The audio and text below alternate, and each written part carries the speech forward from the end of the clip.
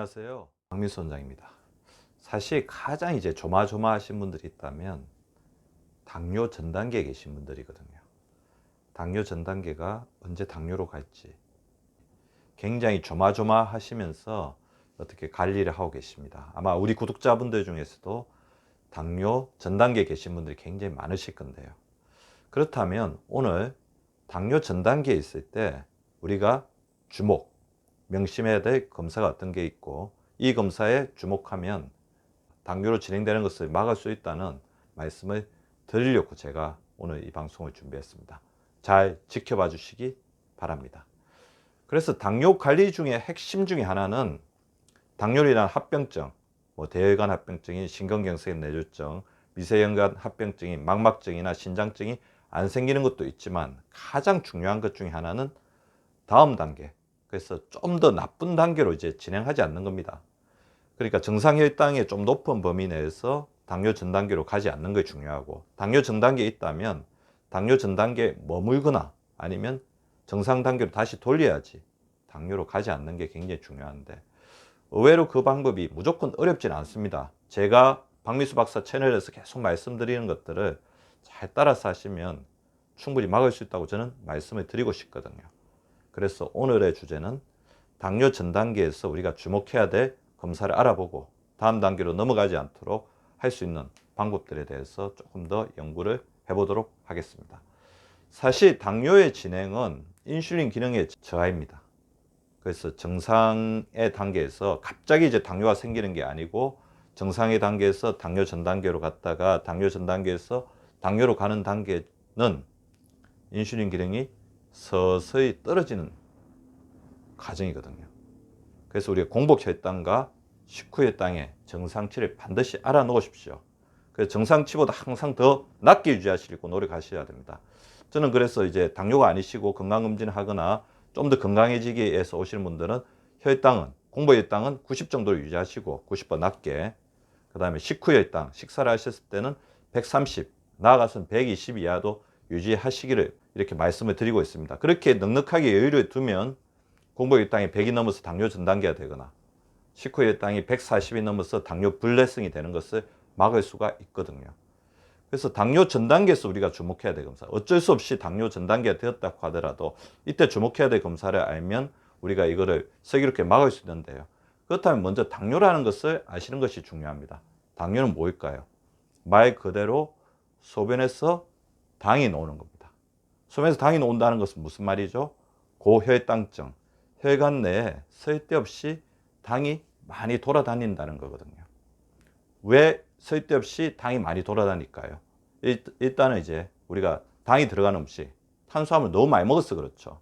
근데 우리 몸은 그것을 많이 먹더라도 우리 몸에서 제대로 이렇게 흡수하고 이렇게 해결할 수 있는 능력을 가지고 있거든요. 그 능력을 발휘하는 것이 인슐린입니다. 인슐린은 우리 몸 속에 당이 들어오면 그것을 잡아서 제가 세포 속으로 집어넣는다고 했죠. 먼저 간, 근육, 지방세포로 집어넣습니다. 그런데 우리가 인슐린이 너무 혹사시키거나 필요 이상으로 당을 너무 많이 먹어버리면 인슐린의 기능이 떨어지겠죠. 인슐린이 필요하죠. 인슐린이 파업이 되죠.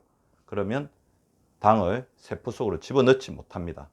그래서 정상일 때는 당도 적당하고 인슐린도 적당하지만 인슐린의 기능이 떨어져서 세포 안에 당을 제대로 집어넣지 못하면 우리 혈관 속에는 혈당도 넘치고, 그리고 이거에 대응해서 인슐린이 또 품질이 나쁜 인슐린이 많이 분비되다 보니까 일견상으로는 인슐린이 굉장히 많이 분비되는 겁니다. 따라서 정상일 때는 당과 인슐린이 혈관 내에서 적당한데, 문제가 생기기 시작하면 당도 늘어나고 인슐린도 따라서 늘어나죠. 그래서 늘어난 당은 소변으로 빠져나오겠죠.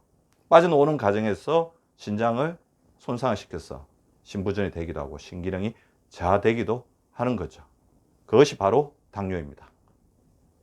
따라서 인슐린 저항성이 생기면서 당뇨로 진행되는 과정에서 나타나는 검사 소견을 보면 공복혈당이 상승합니다. 우리 당이 들어왔을 때 그걸 제대로 집어넣지 못하기 때문에 항상 혈당이 많이 돌아다니죠. 더불어서 인슐린 기능, 순발력, 인슐린의 대응 능력이 떨어지기 때문에 식후에 식사를 하고 났을 때 혈당이 오르기 시작합니다.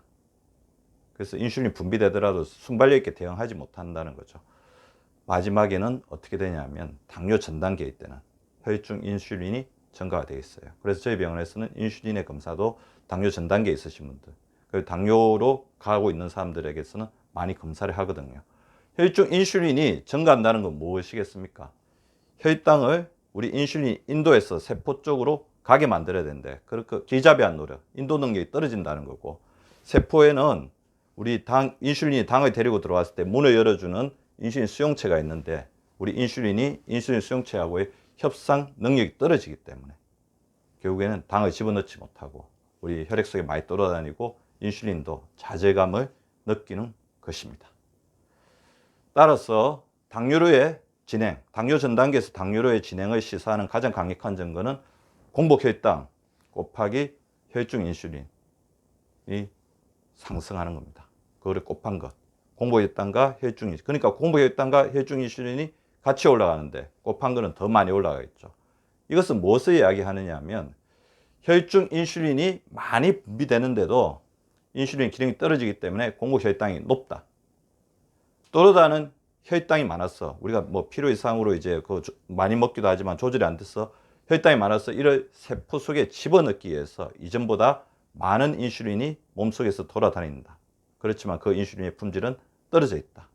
그것이 바로 당뇨로의 진행을 시사하는 소견입니다. 그래서 당뇨 전 단계에서 당뇨로 갈 때는 공복 혈당, 혈중 인슐린 둘 다 올라가 있고 이것을 곱한 것은 더욱더 올라가 있습니다. 이거 호마라는 조금 복잡한 검사가 있는데 여기까지 우리 구독자분들에게 알려드리면 오히려 스트레스가 늘어날까 봐 그건 다음에 또 기회가 있을 때 알려드리도록 하겠습니다.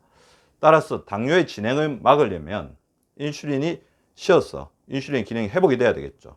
인슐린을 회복시키기 위해서는 저탄, 적단, 충식이, 무슨 말씀인지 아시겠죠? 탄수화물은 적게, 단백질은 적당하게, 식이섬유는 풍부하게 드시자는 겁니다. 그리고 식사 시간, 그러니까 속도를 조절해야 됩니다. 하루에 3번, 특히 야식을 하지 않아서 인슐린 휴식을 주는 게 중요하고, 우리가 야식을 하게 되면 인슐린 밤에도 분비되는데 그러면 인슐린 쓸 시간이 없겠죠. 속도를 천천히 하면서 인슐린이 천천히 분비될 수 있게 인슐린이 여유를 주는 게 중요합니다. 더불어서 혈당 지수를 낮은 음식으로 주로 식사를 하는 게 좋겠죠. 저항성成分, 식사를 할 때 콩기름 찬밥이라든지 제가 눈을 강조하는 식이섬유가 풍부한 음식들을 드시는 게 좋을 것 같고, 그 다음 인슐린이 믿고 우리 저장할 창고를 넉넉히 잘 정리해 놓는 게 중요하겠죠. 그래서 간을 잘 해독시켜야 됩니다. 필요 없는 약물이나 여러 가지 음식, 영양소 같은 것들은 또 자제를 하면서 술, 담배를 적절하게 조절해주고 휴식을 잘 취하는 게 중요하겠죠.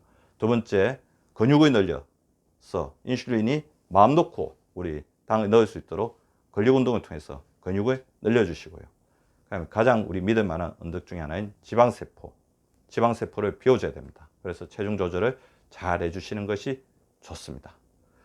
굉장히 많은 분들이 당뇨 전 단계에서 당뇨로 갈까 말까 기로에 서 있는데 오늘 제가 말씀드린 당뇨로 가는 것을 시사하는 강력한 혈액 검사 지표를 반드시 명심하시고 알려드린 그동안 이제 당뇨에 대해서 알려드린 여러 가지 지식들을 잘 실천하셔서 당뇨 전 단계에서 정상으로 가든지 당뇨 전 단계에서 당뇨를 진행하지 않는 그런 행운을 함께 하시기를 바랍니다. 감사합니다. 여러분이 눌러주시는 구독과 좋아요는 사랑입니다. 많이 많이 눌러주세요.